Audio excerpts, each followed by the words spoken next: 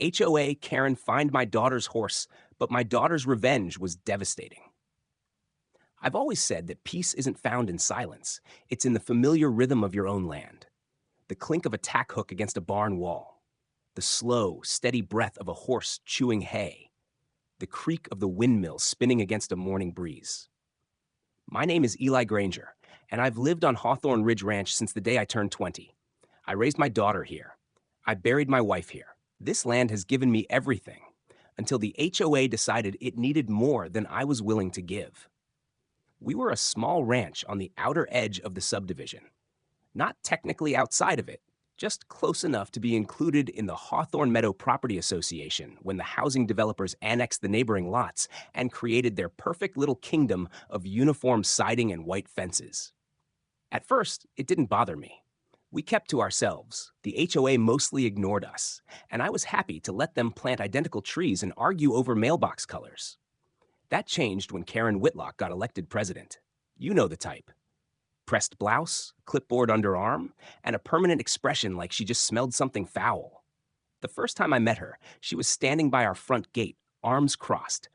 Her eyes locked on a scene that would have made a Norman Rockwell painting blush. My daughter, Lily, brushing down the side of a gangly, wide-eyed foal. His name was Acorn. He was only 4 weeks old then, a chestnut colt with a streak of white down his nose and knees like awkward stilts.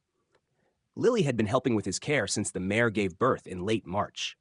It had given her something to hold on to after her mother passed. Karen naturally saw a problem. "You can't keep that thing here," she said without introduction. I stepped out of the barn, wiping my hands on an old rag, calm but firm. "Thing's a foal, ma'am. He was born here. He belongs here." Karen lifted her clipboard and adjusted her glasses. According to the bylaws of Hawthorne Meadow HOA, Article 7, Section 3, only domesticated pets are permitted on residential properties. That includes cats, dogs, fish, and birds. That, she pointed at Acorn, is livestock. Livestock is not a pet. Lily turned to me, eyes wide. "Daddy, Acorn is my pet." I clenched my jaw but kept my voice level. "We're zoned for agricultural residential use. That hasn't changed." She flipped a page. "The HOA trumps local zoning for member lots. This is a clear violation." "That foal's not going anywhere," I said. "And neither are we." She smiled. It was the worst kind of smile, small, smug, and full of certainty. "Then you'll be receiving a formal citation shortly. I suggest you review the rules. Ignorance is not a defense." She turned and walked away, her heels clicking against our gravel like war drums. That night, I pulled out every document I had, zoning maps, grandfather clauses, HOA agreements from the day the developers carved their lines into our land. I didn't sleep. Neither did Lily. She curled up in the barn beside Acorn, whispering stories to him in the dark. The first fine came 3 days later, $450 for unauthorized livestock. A second envelope followed the next week. $300 for repeated violation. Then a third, $200 for non-compliance with removal demand. Each envelope bore the HOA logo, a house with a fence and a tree. Peace, they said. Order. Community. What a joke. I didn't pay the first fine, or the second. Not out of spite, but out of principle. I called the HOA office and requested a meeting with the board. They ignored me. Then I got an email with a PDF titled Notice of Escalating Enforcement. The subject line read like a threat. Non-compliance will result in further action. I forwarded it to a friend of mine, Tyler Hernandez, a former zoning inspector who'd gone into private law. He scanned the document and replied with a single line. "They're bluffing. So far." I knew Karen wouldn't stop there. The following Tuesday, I caught her pacing near the eastern fence line with her phone up. She was filming Acorn. From her angle, you couldn't see Lily petting him or brushing his mane. You just saw a four-legged animal chewing grass. That week, we received a community disturbance report filed by a concerned neighbor. The complaint said the foal neighed too loudly, smelled offensive, and posed a clear threat to the suburban character of the neighborhood. I wanted to laugh. Acorn's neigh sounded like a broken harmonica, and his threat level was about equal to a soggy marshmallow. But it wasn't funny anymore, because Lily heard me read the letter aloud. She didn't say anything, just went to the barn and sat beside Acorn in silence. That night, I found her doodle notebook crumpled under her bed. Page after page of stick horse drawings with smiley faces. On the last page, she'd written in crooked letters, If Acorn has to leave, I'll go with him. That's when I knew this wasn't just about land, rules, or bylaws. It was about control. And they were going after my daughter's joy to get to me. Karen's next move was escalation. A notice appeared taped to our mailbox. Final warning before legal action. It claimed we owed $3,150 in accumulated fines and processing fees. They included a clause that said if payment was not received within 30 days, a lien could be placed on the property. I took it straight to Tyler. He shook his head after reading the 3-page notice. They're burying you in paper to see if you fold. But it's more bark than bite. The lien threat might hold water, but only if they can prove you signed into HOA enforcement authority after annexation. I didn't. Good. Then it's time we show them what a real fight looks like. Tyler helped me draft a notice of dispute and non-acceptance of jurisdiction, based on property grandfathering laws and zoning protections. We included documentation of agricultural land rights, historical usage, and the fact that the foal was born before Karen's first notice. Karen didn't reply in writing. Instead, she showed up, again, this time with 2 animal control officers. They stood at the gate, arms crossed. Karen wore sunglasses even though it was cloudy, and she didn't bother hiding the smirk. "Sir, we received a call about unauthorized livestock within a residential zone," the taller officer said. I handed him the zoning maps and our notice. "This land is agricultural. We're in compliance." Karen leaned in. "He's manipulating zoning exceptions. This is clearly residential by usage." I stepped back and opened the barn doors. Acorn lifted his head. Lily sat beside him, brushing his ears gently. The second officer tilted his head. "That foal's not much bigger than a Labrador, and if this is therapy use, it might qualify under state exceptions." Karen turned red. "That is not a pet. That is a future liability." But the officers didn't issue a citation. They took pictures, nodded politely, and left. Karen stormed off without another word. A week passed, then 2. The next notice was different. It wasn't from the HOA. It was from a private collection agency, demanding $4,200 and claiming the HOA had assigned the debt. It also included a credit damage warning. That was when Tyler said, "Okay, now we sue them."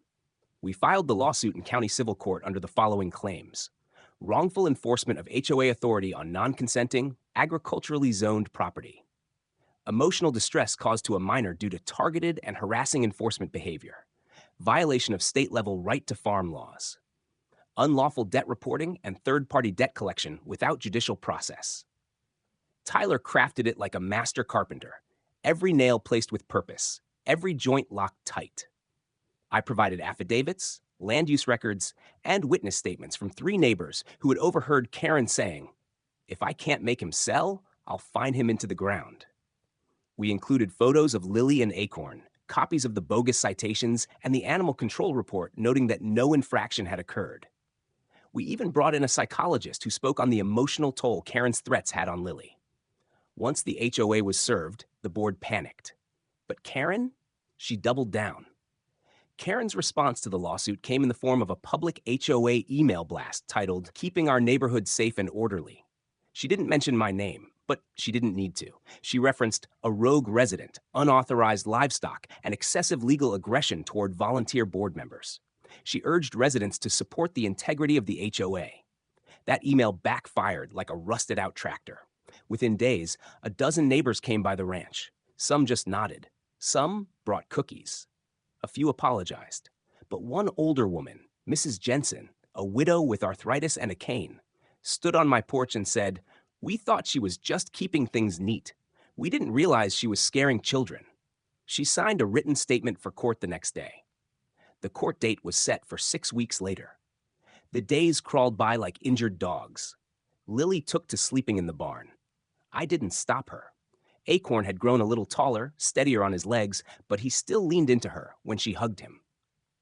She tied a bright blue ribbon around his neck and whispered something about court magic.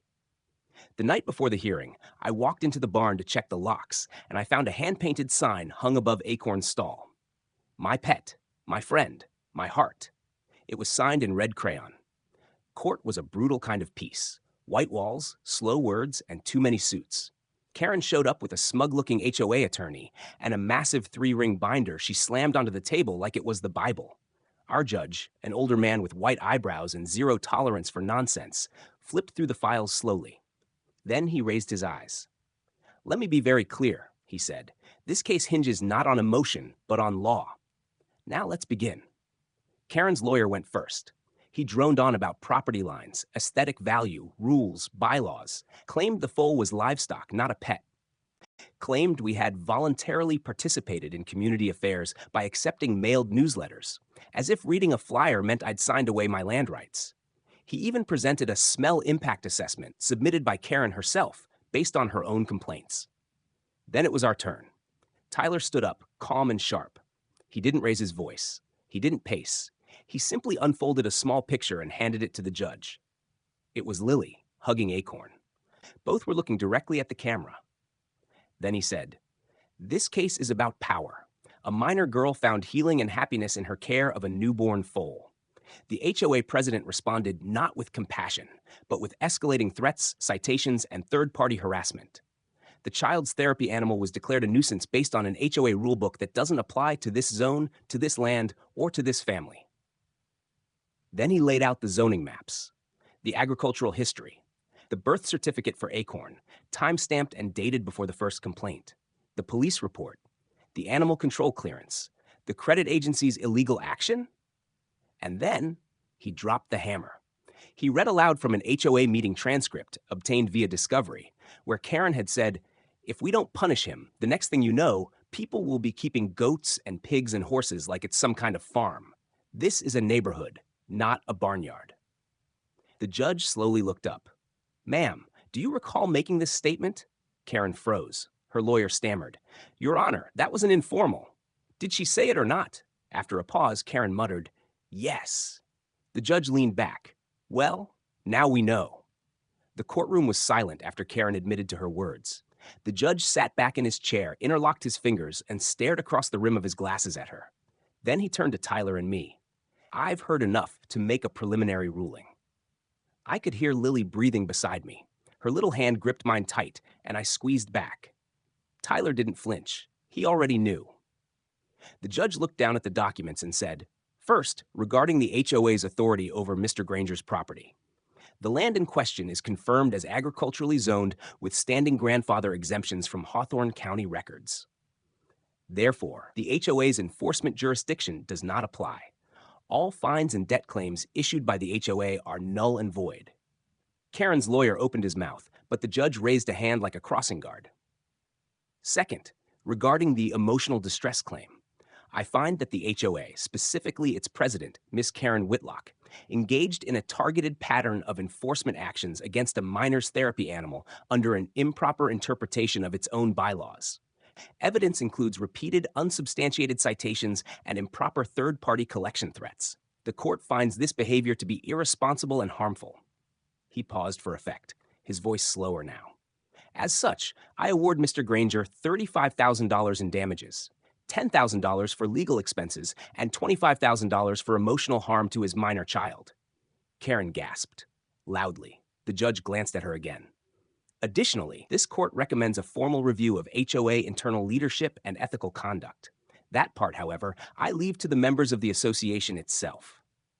Then he looked at Lily and smiled, just a bit. "Miss Granger, would you like to say anything before I close?" Lily stood up, shaky but brave. She held out a folded piece of paper. I recognized her handwriting instantly. "I just want to say thank you," she said, voice trembling. "I know Acorn's just a baby horse, but he's my best friend. He helped me feel better after my mom died, and I'm really glad nobody can take him away now." I had to look away to keep my eyes dry. After the ruling, it didn't take long for the fallout to begin. Karen tried to spin the loss, but the HOA's own members were done with her. An emergency vote was held the following weekend, and she was removed as HOA president with a 2/3 majority. One resident told me they found a list in her binder labeled "Future Animal Problems" with checkboxes next to other properties. One of them just had backyard chickens. Another had a turtle pond. In her quest for control, Karen had created enemies out of neighbors who just wanted to be left alone. 2 weeks after the trial, we got a knock on the door.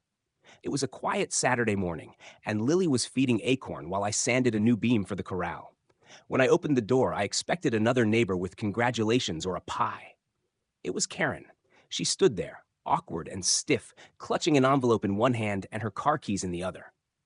"I didn't come to argue," she said. I folded my arms. "Then why are you here?" She held out the envelope. "A letter for your daughter." I called Lily over. She stepped out cautiously, wiping her hands on her jeans. Karen knelt, yes, knelt, and handed it to her. I still think rules matter, but I also learned something from all this. You reminded me of something I'd forgotten. She didn't elaborate, just turned, walked back to her car, and left without another word. Lily opened the envelope later that night. It was a handwritten apology and a photo of Karen as a teenager, standing beside a horse named Cinnamon. Summer rolled into fall. Acorn grew faster than expected, his legs stronger now, his curiosity boundless. Lily taught him tricks using marshmallows and apple slices, and they'd race the length of the pasture together like a storm had come alive in the grass. I planted wildflowers around the property, built a better fence, and finally tore down the rotting shed that I'd kept putting off. But the best part came in a small folded letter I received from the county in November. It was from the Office of Agricultural Recognition. "Congratulations, Eli Granger. Based on your contributions to rural tradition, therapy access for minors, and land preservation within a suburban boundary, we are officially certifying Hawthorne Ridge Ranch as a historical farmstead property of cultural significance." This designation is legally binding and supersedes all external enforcement agencies unless overridden by state or federal authority. Your daughter's foal was never in violation. He was a legacy. Winter came early that year, frosting the windows before Halloween even passed. The first snow clung to the fence posts and blanketed the pasture like the land itself was exhaling. Acorn didn't mind. He kicked through the drifts like a dog in leaves, and Lily, bundled in a too-big coat, laughed loud enough to shake the trees. Everything felt quieter now, calmer. The lawsuits were behind us. The collection agency had dropped all claims after Tyler sent them a formal warning of legal counteraction and public liability. Karen was no longer on the HOA board. In fact, rumor had it she sold her house and moved to a condo downtown where there were no distractions and no farm animals. I hadn't seen her since the day she handed Lily the apology. I wasn't sure whether to hate her or pity her. In the end, I just decided to forget her. Lily didn't. She taped the photo of teenage Karen and Cinnamon to her barn wall. When I asked her why, she said, "So I remember that people don't start mean. Sometimes they just get lost." Wise beyond her years. Acorn turned 1 in early spring. His legs had filled out, and his eyes sparkled with a fire I hadn't seen in a horse since my own childhood. Lily taught him how to bow, how to follow her voice, and how to nuzzle her shoulder whenever she whispered, "Mama." It took my breath away every time. We built a small shelter near the outer fence for him, complete with a handmade plaque that read, "Acorn's Haven, built by heart, not permission." We were no longer just residents, we were symbols. Folks from neighboring towns started reaching out. Families with small therapy farms, parents of autistic children who relied on gentle animals for comfort, veterans who trained service horses, people who'd also been silenced by boards and bulletins and noise complaints. They told us, "You gave us hope. You proved they don't always win." We weren't just a ranch anymore. We'd become a precedent. A year after the lawsuit, the county invited us to a ceremony, the courthouse steps, local officials, even a state representative. They called it a celebration of heritage and healing. I stood beside Lily as she accepted a certificate of civic recognition for preserving agricultural freedom and supporting community inclusion through therapeutic animal care. They gave me a microphone. I wasn't much for speeches, but I said what I meant. They told us a foal wasn't a pet, but what they really meant was he didn't belong. That joy, healing, and heritage didn't belong. That love had to fit in a box. We proved them wrong. And we didn't do it by breaking rules. We did it by knowing the truth. Not all rules are just, and not all authority is right. Sometimes, a little girl's best friend is the reason a community remembers its soul. People clapped. Lily hugged Acorn. The judge from our trial showed up and gave me a nod and a firm handshake. I caught the faintest hint of a smile in his eyes. That night, we lit a fire and sat under the stars. I looked out at the dark hills, the fences lined with snow, the soft whinny of acorn chewing nearby. I thought about all we'd lost and all we'd fought for. Lily leaned her head on my arm. Do you think Mama would have liked Acorn? I smiled. I think she sent him. She didn't reply, just closed her eyes and listened to the wind roll over the fields. We don't keep trophies in our house. No wall of awards, no shelf of certificates. But there is one thing we hung above the front door, just a simple wooden sign Lily painted with her own hands. This land is love, and love is never in violation. And that is how we won. Not with anger, not with spite, not even with law, but with love and a foal named Acorn.